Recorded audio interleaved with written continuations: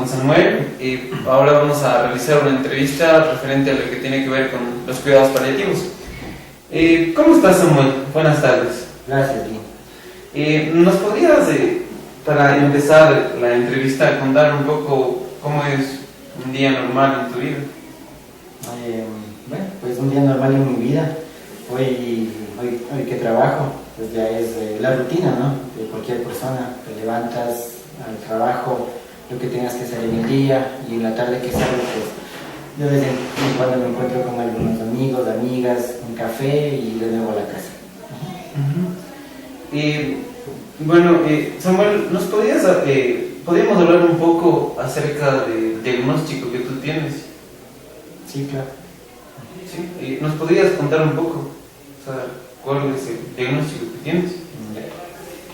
Bueno, yo inicié a los 24 años con un inicial en el testículo derecho, después se me hizo metástasis en el hígado y, ¿qué te digo? Pues agosto del 2010 fue mi última quimio, el último que salí del hospital, y todo este tiempo pues ha sido tratamientos, ha sido,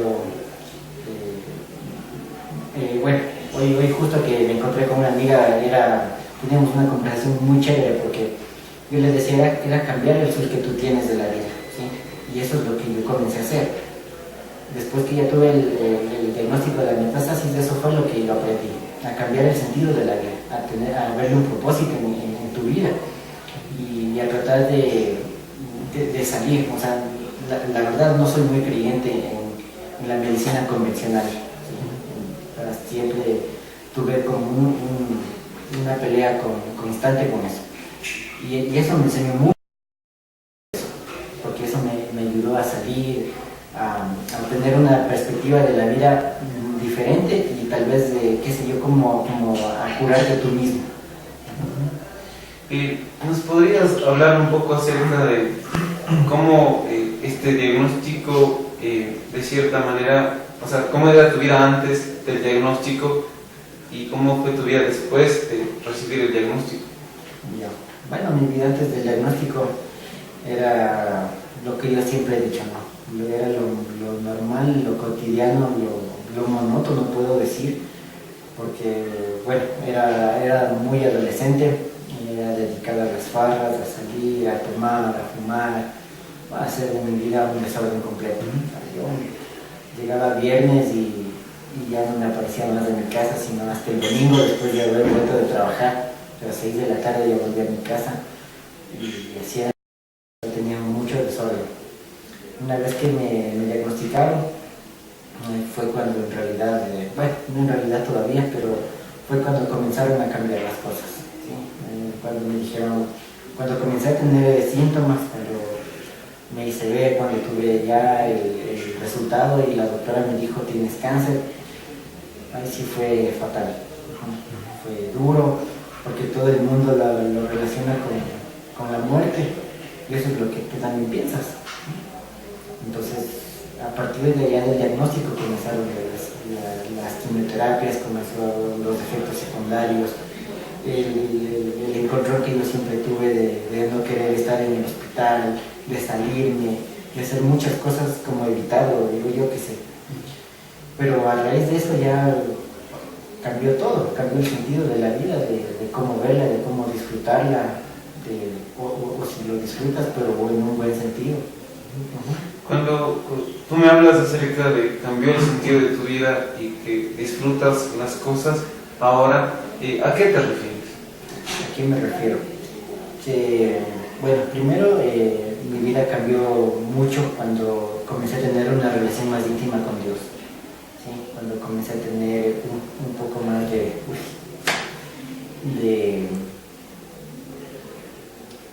armonía, digamos, o sea, como a tener un poco más de fe. Siempre creí en Dios, pero en esta etapa de mi vida fue un poco más fuerte, es ahora un poco más fuerte. Entonces cambió de una manera en que el despertarte ya es una bendición, es dar gracias por las personas que tienes a tu lado, por lo que te sirves, por lo que te pones, por lo que respiras, por lo que ves, por todo en realidad. Y para mí, gracias por no estar en el hospital. bueno, cuando usted habla acerca de la reacción frente al diagnóstico, entiendo que, o sea, esta noticia no solamente debe afectarlo a usted, sino también a su familia, ¿cierto? Entonces, ¿y nos puede hablar acerca de cómo fue la reacción que tuvo su familia frente a esto? Ya, pues dura. Yo vivo solo con mi mami y con mi hermana. Entonces, el momento del diagnóstico fue duro para mi mami. Como te digo, ¿no? Todo el mundo le relaciona con la muerte. Entonces, sabes que es cáncer y entonces mi mami se puso mal. Yo recuerdo una etapa de mi vida que yo dejé el tratamiento, yo abandoné el tratamiento, porque yo me sentía muy mal, yo sentía que no me decían lo que me tenían que decir, yo solamente le escuchaba como murmullos de la doctora y en ese momento yo dije, ya, esto me está matando, o sea, no me está haciendo bien. Fue ese momento cuando yo decidí dejar los tratamientos, salirme del hospital, cuando el doctor en la última tomografía le dijo a mi mamá, no hay mucho, está tomado el cerebro, está en los pulmones, está en todo lado el cáncer. Y lo que podemos hacer de aquí es quimioterapia ambulatoria. Si resulta, si es que no se queman los riñones, pues chévere, si no ya no hay nada que hacer. Entonces, esa noticia a mi familia, a mi mami, fue muy fuerte, porque yo le regresé a ver a mi mamá y se puso a llorar. Se puso a llorar completamente. Salimos de la consulta y yo simplemente me reí y le dije, vamos, no hay más, vamos, déjame.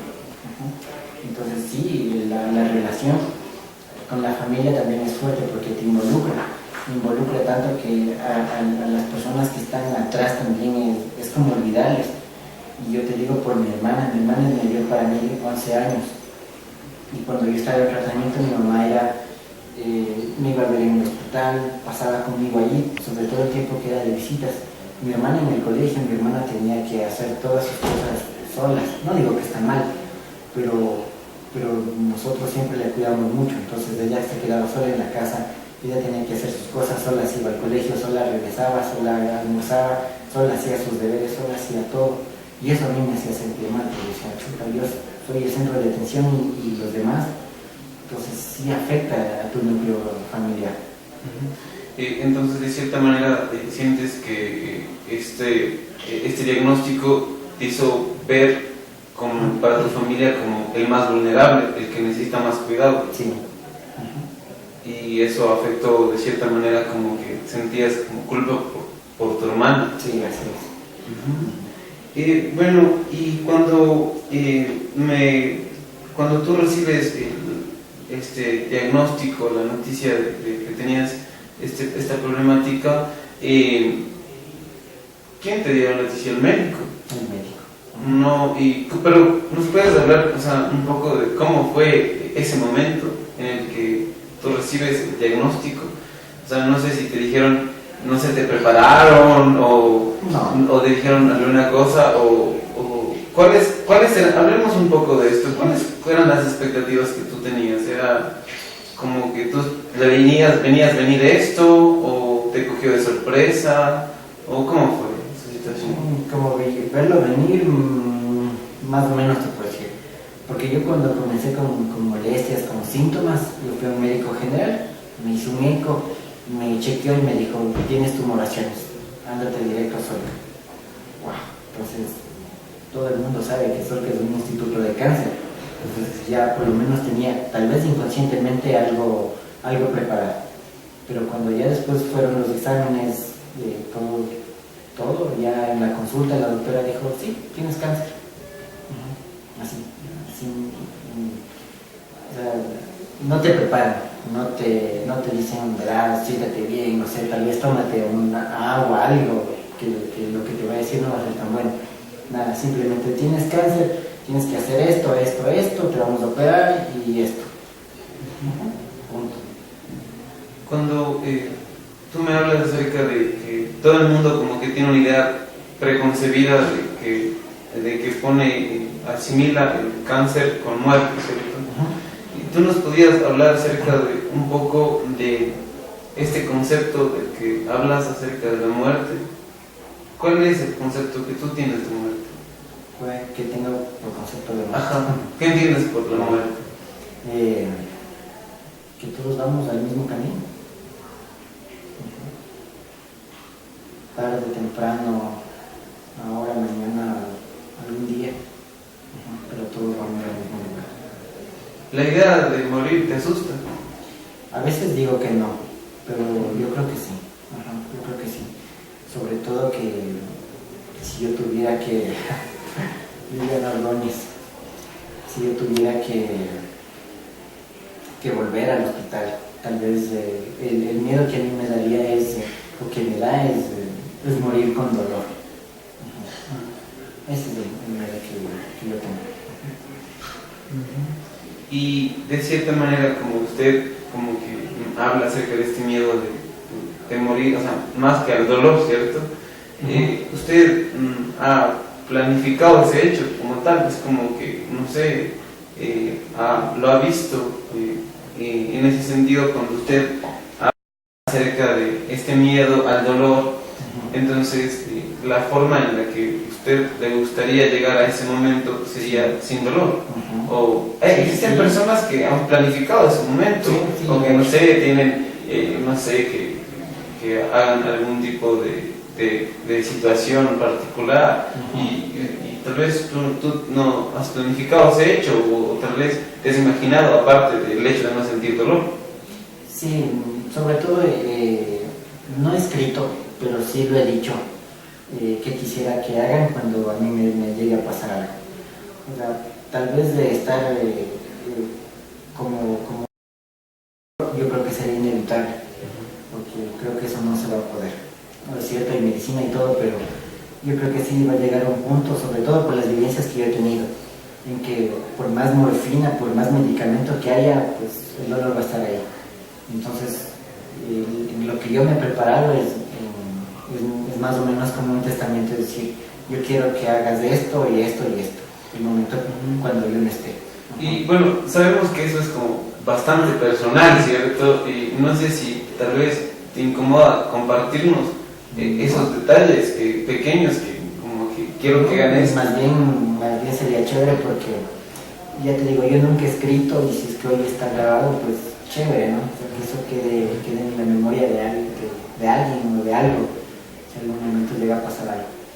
Entonces lo que yo siempre he pedido es que me creen, que no me velen, ¿sí? Que si algún momento llega a pasar algo, que simplemente cojan, si ya fallezco, pues de una a la cremación, y que nadie me vea como no fui, que mantengan el recuerdo vivo de lo que yo fui, y que me crean. Y el momento de que si es que hacen alguna misa, o yo que sé lo que quieran hacer cuando estén ya las cenizas, pues que pongan una canción. Y la canción es especial. Sí, bueno, de hecho es reggaetón, ¿no? Pero es chévere porque se llama Amigo. Amigo, sí. ¿Y quién la canta? Rakim Kenway, creo que. ¿Y por qué esta canción es como especial para ti? Por el sentido que tiene, ¿no? Porque dice: amigo, ya que al cielo tú has partido, solo una cosa, mi Dios, yo le pido, que entre tus brazos te encuentres dormido. Bastante bonita la canción. Es chévere.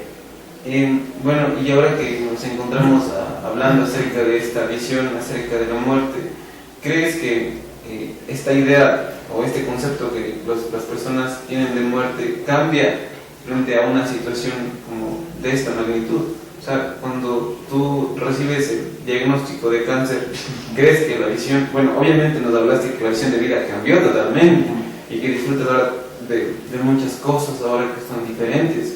En ese sentido, ¿consideras también que el concepto de muerte cambió también? O sea, antes la muerte significaba algo y ahora la muerte significa algo diferente, tal vez para ti. Tal vez en el sentido de cómo quieres morir, pero en el concepto de qué es, pues es lo mismo, ¿no? Porque todos igual vamos a algún lado. Tal vez algunas personas en un accidente sin darse cuenta murieron, por enfermedad, lo mismo pasa. Puedes simplemente cambiar el sentido de cómo quisieras morir, aunque no te vas a preparar, no sabes cómo te va a llegar, pero por lo menos es tener una expectativa. Bueno, y ahora que hablamos de el diagnóstico y cómo esta situación como que te obliga a movilizarte, ¿cierto? En otros aspectos. ¿Puedes hablar un poco acerca de cómo el diagnóstico de esta situación influye en tus relaciones interpersonales? ¿Crees que haya influido, no sé, en la forma en la que tú te llevas con las demás personas? Sí, bastante.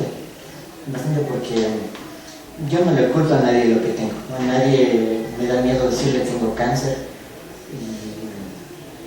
Y cuando comparto todo esto es chévere. Porque bueno, habrá personas en que digan, wow, sí, es algo bueno o es algo que te ayuda a cambiar y tal vez toman un sentido diferente. Habrá personas, bueno, de hecho tengo un amigo que me dice, bueno, si a mí me llega a pasar algo, yo simplemente no haría nada. Dejaría que las cosas pasen hasta que me vaya y pum. O sea, hay casos y hay casos. Algunos cambiarían, algunos viviríamos la vida como la veo yo. Habría otras personas que simplemente dicen no y no quiero nada y se acabó. Pero el compartir con otras personas sí ha cambiado mucho. Es chévere. Lo más importante que yo siempre le llegué a tener es que yo tenía una novia que iba a tener cáncer. Y ella cuando caminábamos en el centro comercial, ella tenía pañoleta y le daba como vergüenza porque todo el mundo quedaba viendo. Entonces yo le cogía de la mano y decía, vamos, con unas ganas. O sea, demostrar que no eres anormal, no eres una persona de otro planeta, eres una persona normal y tampoco vas a contagiar, eres una persona sobre todo especial. Y eso es lo que yo me llevo. Si compartes, el que lo acoge, pues lo acoge chévere, de buena manera, y el que no, pues igual no pasa nada. Existen en la vida de las personas, de cierta manera, hay personas que son significativas para nosotros y que marcan, de cierta manera nos impulsan, nos ayudan. ¿Nos puedes hablar un poco, bueno, ya que mencionaste acerca de la relación con tu novia? O sea, ¿cómo te ayudó ella en todo este proceso que pasas? Bueno, a mí me ayudó mucho, me ayudó bastante porque en el sentido de ver la perspectiva de la vida. Porque cuando yo conocí a Gisela, ella estaba en una etapa fuerte de su tratamiento. Estaba salida de una cirugía, yo comencé a frecuentar, yo comencé a verle, nos conocimos, después le llevaba hasta el estadio de la liga para salir como del trance, digamos, ¿no? O como no encerrarte en cuatro paredes y decir, chuta, no puedo hacer nada. Entonces, el compartir con ella la misma palabra cáncer, no el diagnóstico, sino en sí todo lo que abarca el cáncer y cuidarnos, nos cuidábamos en la comida, íbamos al mismo médico, cuando decíamos comamos algo que nos gusta, así no esté recomendado por el doctor, pero era algo, un antojo que teníamos. Entonces en ese sentido a mí me ayudó bastante, porque era un cuidar. Entonces, yo le cuidaba, ella me cuidaba. No le gustaba o no me gustaba, como te comento, salíamos y si a alguien le quedaba bien, pues yo con más ganas cogía y vamos, caminemos. Entonces en ese sentido a mí me ayudó bastante. Me parece como bastante importante cuando tú dices cáncer, no el diagnóstico, sino todo lo que implica eso, la palabra. Entonces ¿me puedes decir qué es todo lo que implica? Porque como hablamos en un inicio, para nosotros puede ser un concepto bastante vago o que nosotros lo conozcamos teóricamente, pero ahora que de cierta manera tú tienes este encuentro con este concepto que dices que no solamente es un diagnóstico, sino que implica muchas cosas, ¿me puedes hablar entonces de todo lo que implica? Bueno, en sí abarca muchas cosas, ¿no? Se involucra tu familia, toda tu familia, se involucran tus amigos, se involucra el médico, lo que comas, los efectos secundarios. En realidad abarca muchas cosas y se involucran muchas personas, ¿sí? Porque como yo te dije al principio, te vuelve el centro de atención. porque ahora necesitas cuidados, ahora tienes que estar con mascarilla, ahora tienes que cuidarte la comida, y porque tú tienes que cuidarte la comida, obviamente todo el mundo tiene que comer lo mismo, porque la economía no te da para cocinarme a mí, para cocinar a los demás, sino uno para todo. Y eso era algo que también ponte, era con mi hermana un poco difícil, porque efectos secundarios de la quimioterapia era que parecía mujer embarazada, vomitaba hasta lo que ya no tenía, y tenía antojos, no se diga, mamá, cocina esto, haz esto, tengo ganas de esto. Y así a mi hermana no le gusta, pues ¿qué le tocaba? ¿Comer? Entonces involucras a muchas personas, involucras hasta a tus amigos, hasta la gente más allegada que está contigo, porque igual están ahí pendientes, porque te visitan. Y a veces el hecho de que toda la gente esté pendiente de ti no te molestó, tal vez no te dio ganas de decir, no quiero que nadie me venga a ver, o sea, ahora quiero estar solo, déjenme hacer mis propias cosas. ¿No te molestó? A ese extremo no, pero sí en quién quiero que esté en mi habitación, quién quiero que me vaya a ver en el hospital. Verás, yo me hice muy sensible de mis sentidos. Entonces, cuando a mí se me quitó, por ejemplo, cuando se me quitó el sentido de comer, la gana de los alimentos del hospital, yo desde que salían del ascensor ya les dolía, ya les escuchaba, ya no quería que entre, se fue. Y de igual manera con mi mami. Yo cuando ya era las 12 del día, 12 en punto, ya a mi mami le escuchaba que salía del ascensor y le escuchaba los tacos. Dije, es mi mamá. Y me quedaba viendo a la puerta y entraba, en efecto entraba mi mamá. ¿Qué es lo que a mí no me gustaba? Cuando una vez fue mi tía abuela a verme en el hospital, se paró, o sea, ya me visitó, ya conversó conmigo, chévere, y se puso al pie de la cama y se puso a llorar. Así, como que, ya te vas a morir, no vas a salir, dije, que se vaya, porque no quieres lamentos, no quieres cosas tristes, que alguien que te dé alegría. Y eso es lo que a mí me impartía mi abuelita o un tío que yo tengo. Cuando ellos llegaban a verme, yo les decía, mami, lea algo de la Biblia, lea algún librito que ellos tienen de la Biblia. Y me comenzaron a leer y eso me ayudaba a dormir. Es cosas positivas, cosas como tranquilizantes. Y bueno, continuando con la entrevista, hemos hablado un poco acerca de cómo la dinámica de la familia cambia, cómo aún de cierta manera hay que hacer ciertos ajustes en la alimentación y todo eso. Pero nos podía hablar un poco acerca de cómo fue su impresión frente al primer tratamiento, porque lo que no sé si los médicos les dicen, bueno, va a tener tantas reacciones o simplemente les llaman para la quimioterapia. ¿Cómo es todo ese proceso del tratamiento? ¿Nos puedes contar? Bueno, sí hubo información. Sí me dieron información de que se me va a caer el cabello, de que me va a quitar el apetito y esas cosas. Sí hubo cierta información de por lo menos saber qué es lo que tenía. Y conforme estaba en tratamiento, conforme venían los médicos o ponían la quimioterapia, ya iba preguntando. Iba preguntando qué me pone, y qué es esto, y por qué me da esto, y por qué siento esto, y cosas así. Entonces sí hubo información. Y el impacto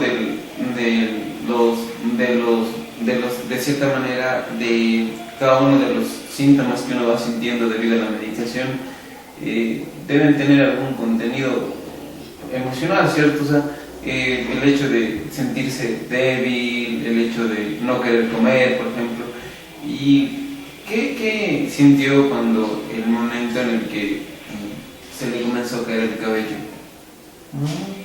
Pues con el cabello nada, porque hasta ahora lo mantengo así. De hecho siempre me gustó, casi siempre me gustó estar así, sin cabello. Entonces lo que sí fue al principio era molestoso porque cuando estaba en la ducha se caía mucho. Cuando me levantaba después de dormir era impresionante el cabello ahí. Entonces eso fue un determinante para que diga, wow, de una vez me voy a quitar todo, porque era muy molestoso.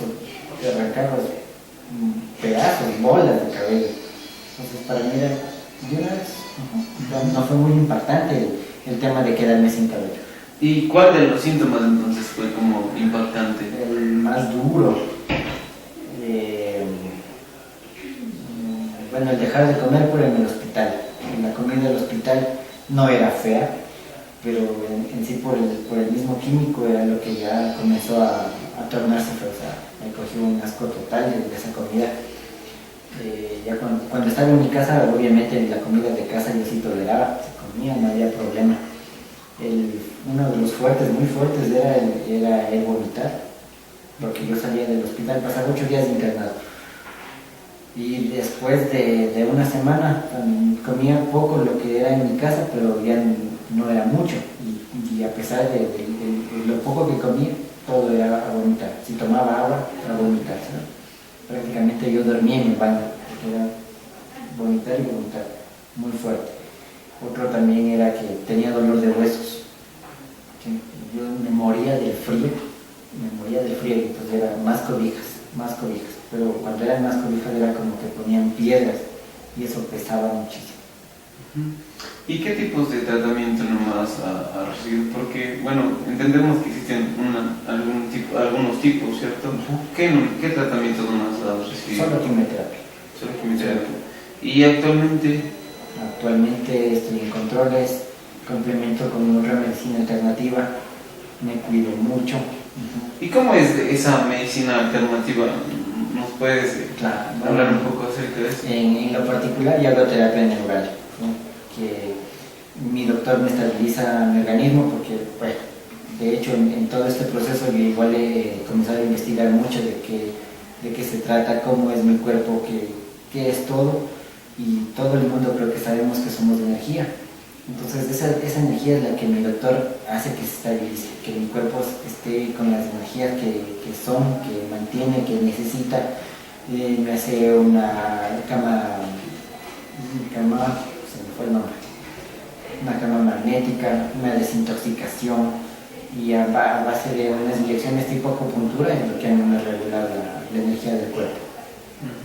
El cuidarme la alimentación, el tener otro pensamiento, ya no estrés de la nada, sino más bien como disfrutar, ¿no? Como a tu mente o a tu cuerpo prepararle para no estar débil, sino más bien estar como activo. Este mismo hecho de que estés trabajando, de que te dediques a hacer otras cosas, de cierta manera ha cambiado tu actividad física después del diagnóstico que tuviste. O sea, no sé si ahora trabajas más, trabajas menos, o si ha afectado eso tal vez a tu trabajo o en la labor que tú desempeñas. No, en el trabajo no ha cambiado, lo mismo en mi vida normal. Lo que sí ha cambiado es que antes iba a un gimnasio, ahora ya no hago mucho deporte. Eso es lo que he dejado de hacer, pero en el trabajo es lo mismo.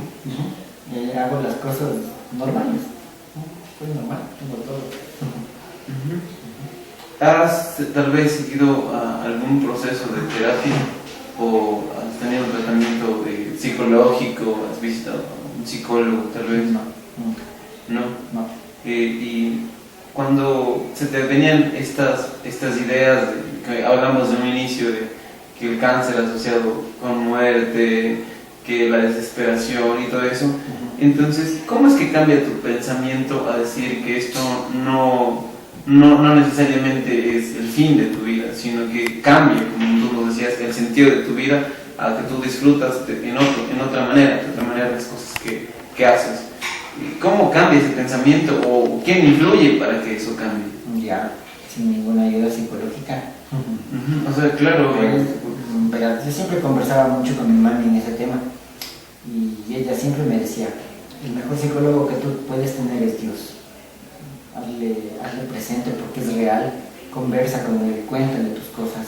Y eso es lo que yo hacía, contarle mis problemas, tal vez no de la manera como debería o como muchas personas lo harían, pero sí lo hacía. Y también el convivir, el haber vivido, el tener muchas más experiencias de otras personas que vivieron, que tal vez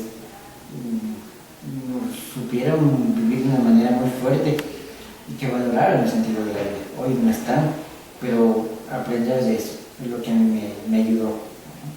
ellos de cierta manera han dejado referentes acerca de que hay que seguir luchando. Al decirnos tú que existen personas que te han dejado esta idea de luchar, de continuar, de darle un nuevo sentido a tu vida, entonces tú también compartes con personas que tal vez tienen el mismo diagnóstico. Sí, sí, sí. Ahora tal vez no lo haga mucho, pero sí lo hago. Y es lo que yo te decía, ¿no? Dejar, o es lo que yo aprendí. Como yo te comenté, la novia que yo tenía, ella luchaba mucho, y a pesar de tener dolores, de estar en quimioterapia, siempre tenía esa fortaleza de salir a ayudar, de decirme, vamos a visitar hospitales, vamos a hacer algo, vamos. Ella tenía una nena de 1 año que visitábamos en el hospital, que igual tenía cáncer, y entonces me decía, vamos a ver a la Doménica, vamos a festejarle el cumpleaños, hacer muchas cosas. Entonces eso es lo que a mí me dejó. Cuando Gis falleció, es como que se quiso perder ese sentido, porque yo regresé, nosotros pasamos en Puerto Viejo, y cuando yo regresé ya después de todo lo que pasó, simplemente quise acostarme en la cama y no saber nada. No quiero saber nada, me acuesto y no me quiero levantar. Pero yo siempre dije que ella nunca me dejó, porque cuando yo estuve en la playa, recordando todos los momentos que pasamos con ella por allá, ya me llamaron a mí para trabajar. Ya me llamaron y me dijeron, el martes espero. Sí, así como que en importismo dije, bueno, si es que me esperas bien, si no, no hay problema. Porque yo no tenía esa intención de llegar a continuar. Entonces cuando regresé a Quito, me llamaron, me dijeron, vamos, si vas a trabajar. O sea, no me dieron lugar como a deprimir. Y después, o bueno, ahora yo lo entiendo, o tal vez lo veo de esa manera, ¿no? Que fue, o es Gis, cuando yo me quiero deprimir, siempre pasa algo, y me dice, no, levántate, dale, sí, que eso sí, comparto con más personas, cuando hay, no siempre en ocasiones especiales, ¿no? Pero sobre todo cuando hay, por ejemplo, Navidad y cosas así, nos reunimos con más amigas, pido donaciones, hay amigas que hasta se pintan, se disfrazan, hacen shows, es chévere, y entonces yo digo, es devolver un poco de todo lo que hicimos en ese tiempo, o tal vez lo que hicieron igual conmigo. Cuando tú vas a donde existen personas que tal vez, o sea, están pasando este momento inicial, ¿no? Como tú me decías, el diagnóstico, un momento duro, ¿cómo es la forma en la que tú les ayudas a ellos? Pues contándoles mi experiencia, diciéndoles lo que yo viví, obviamente los efectos secundarios, lo que va a pasar, obviamente sin hacer que sientan un miedo de lo que están pasando. ¿Sí? Es cierto, estás hospitalizado, estás recibiendo quimio, tal vez no sabes o no tienes mucha información, pero el hecho de yo llegar y compartir lo que yo viví y decir, ahora yo estoy en este lado, y después tú vas a estar en este lado, para mí es algo como, es como dar palabras de aliento, ¿no? Decir, wow, o sea, si tú saliste, yo también lo puedo hacer.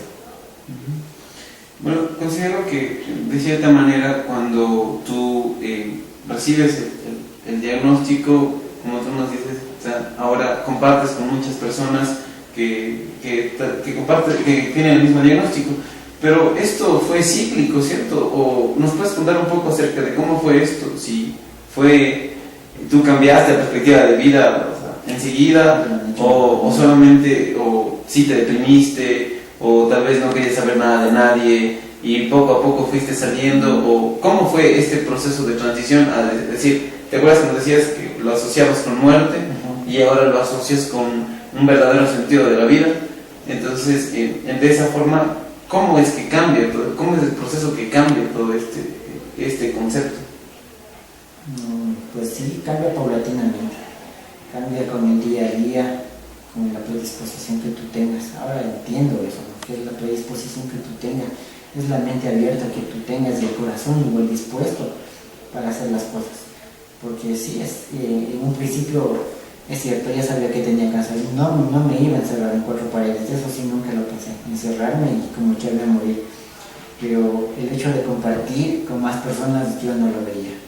Sí, una vez estuve así compartiendo con más chicos y simplemente yo me aislé, no compartía, Ellos jugaban, cantaban, hacían de todo y yo era un lado. Pero como te digo, ahora entiendo, ahora ya lo sé. Y es paulatino, es con el tiempo, es tal vez hasta con paciencia y es tener el corazón muy abierto para hacer todo eso. Bueno, para como ir ya cerrando un poco esto, supongo que cuando situaciones que en realidad nos movilizan y que son como difíciles para nuestra vida, nosotros aprendemos a ver las perspectivas de diferente forma, ¿cierto? Disfrutamos, como nos decías, de pequeños detalles y ponemos más atención a las cosas que son más pequeñas tal vez en nuestra vida. Pero al igual también supongo que deben aparecer situaciones también que también nos intrigan, ¿cierto? Entonces en esa forma, ¿nos puedes hablar un poco acerca de cuáles son tus miedos? Mis miedos al dolor, a volver a estar hospitalizado, a que tal vez regrese el cáncer, ¿no? Pero frente a este miedo que tú sientes, ¿tú haces algo para enfrentarte a este miedo? ¿O simplemente no piensas en eso? ¿O qué haces para controlar esta situación? Pues a veces trato de no pensar, sí. Yo creo que todos los seres humanos tratamos de huir de las cosas que no nos gustan y es parte de algo que a mí me pasa. Trato de no pensar, a veces digo, no te sugestiones, no es eso, no pienses así. Y cuando llega una situación en que parece que sí, pues digo, bueno, pues a prepararme, tal vez a cogerle de buena manera y pienso y digo, bueno, si es que esto llega a pasar, si es que esto pasa, entonces aceptar, ya viví, ya hice lo que tenía que hacer, si me toca, pues... Y en esos momentos como de pensar en esa situación como difícil, apremiante, ¿quién es el que te sustenta? ¿Quién es el que siempre está ahí como diciéndote, bueno, vamos Samuel, levántate, continuemos? ¿Quién te da aliento? Porque tú dices que, o sea, ayudas a las personas también, trabajas, ¿cierto? Compartes tu experiencia, pero ¿quién te levanta a ti? Dios y yo mismo. ¿Tú mismo? Sí. ¿Cómo te levantas a ti mismo? Viendo la vida como la veo, siendo positivo, sintiendo mucha, ¿cómo te digo? Sintiendo mucha llanura en el corazón por lo que estás haciendo. Con lo que compartes, con lo que vives, ya te llena. Ni siquiera cosas materiales, sino más bien el amor, tal vez una sonrisa, el compartir, simplemente compartir, ¿no? Eso es lo que me llena. Yo tengo una nena que tiene leucemia, que vive por mi casa, entonces yo siempre le llamo, siempre estoy yéndole a ver, y jugamos, compartimos, tiene 4 añitos, y eso es lo que a mí me llena, eso es lo que me devuelve las ganas de seguir, porque tú ves a un niño que todos pueden decir, no sabe lo que tiene, o no sabe lo que se enfrenta, pero no, es mucho más madura y enfrenta la enfermedad con una madurez mucho más grande, con una fortaleza más grande, y eso es lo que a mí me devuelve más energía, el verle a la nena que es su vida normal, que sigue, que disfruta, que se ríe, que juega, y que a pesar de que le duele, que le pinchen, pues está ahí, con más ganas de seguir. Como hablábamos en un inicio, es como que un médico no entiende, bueno, estudia muchos años, pero en el momento en el de estar frente a la persona, como que no entiende lo que uno está viviendo, porque lo miran desde otra perspectiva. En ese sentido, ¿cómo crees tú que debería, o sea, ser la atención o como decía, ¿cómo crees tú que debería ser la formación de un médico para que sea más humana, para que sea como más sensible frente al hecho que uno está enfrentando? La formación debería ser, como, retomando tus palabras, como tú lo dices, más humana, ¿sí? Porque, no sé, o sea, tal vez el estrés, tal vez la cantidad de gente, el tener que atender a muchas personas, de que tal vez a uno le vuelva monótono y diga, bueno, siguiente y pase y esto tiene y siga, pero el ponerse en los zapatos de la otra persona, el tener empatía, yo creo que es lo que sería la diferencia entre el médico y una persona que en realidad te va a dar un diagnóstico y te va a ayudar. Y bueno, para terminar con la entrevista, ¿nos puedes ayudar con unas palabras para personas que tal vez se encuentren en un momento en el que dicen, o sea, en el proceso, ¿no?, de decir, o sea, asociar la muerte, el cáncer con la muerte, de pensar que ya no hay nada más que hacer, de que tal vez están, no sé, deprimidas o encerrándose, como tú decías, en cuatro paredes? Tal vez, ¿nos podrías tú, o sea, decir algo referente a eso?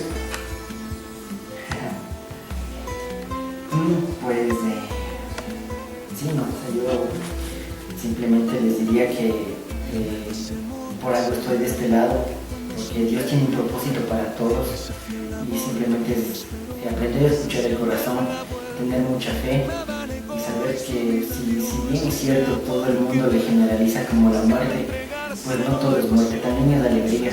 Tal vez nos lleguen momentos prematuros, tal vez nos llegue algo inesperado, pero es la fe, es la alegría, es el sentido de la vida, de cómo le queremos ver, de cómo le queremos tomar a lo que nos está pasando, tal vez a este pequeño obstáculo que estamos atravesando, para decir no, yo también puedo hacerlo, también me voy a levantar y voy a continuar. Y tal vez seas tú quien dé este testimonio el día de hoy. Bueno, muchas gracias, te agradecemos por la participación y sobre todo decirte que disfruté mucho, aprendí contigo en este tiempo y bueno, eso, muchas gracias por la entrevista. Gracias a ti.